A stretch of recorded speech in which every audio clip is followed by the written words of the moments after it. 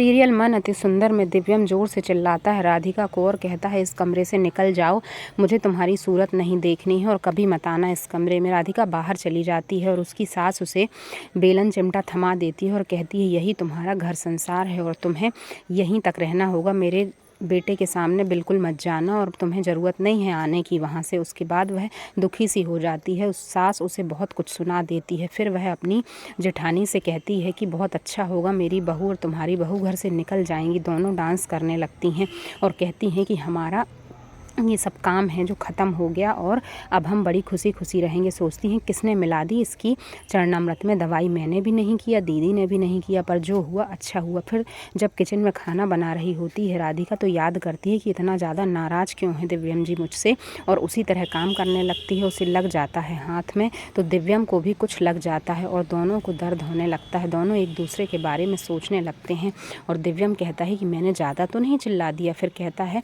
कि उसी ने तो मेरा काम बिगाड़ा था, यहाँ सारी चीज़ें जल जाती हैं, क्योंकि वह सोच रही होती है उसी बारे में और बड़ी दुखी होती है। दिव्यम कहता है जाने दो, उसने किया ही ऐसा है इसलिए उसे इतनी ज़्यादा सज़ा मिली है। वह कुछ ढूंढता है कमरे में, उसे स्मेल आती है तो वह जो चरणामृत का पात्र होता है उसे बाहर रखाता है और उसके बाद चूहा उसे पी लेता है और पीकर बेहोश हो जाता है। यहाँ डाइनिंग टेबल पर जब खाना परोसती है राधिका तो सारे लोगों से फिर से ताना सुनाते हैं और दादी कहती हैं जाओ तुम दिव्यम को खाना दे आओ, लेकिन सास बोलती है कि नहीं, वह ऐसे ही खाना खा के सो जाएगा, अपनी शकल उसे मत दिखाना। लेकिन बड़ी दादी राधिका का पक्ष लेती हैं और कहती हैं कि नहीं, जाओ तुम दिव्यम को देख कर आओ, उसे खाना देकर आओ। जब वह जाती है दिव्यम के लिए खाना लेने तो उसे दरवाजे के सामने एक चूहा बेहोश पड़ा नज़र आता है।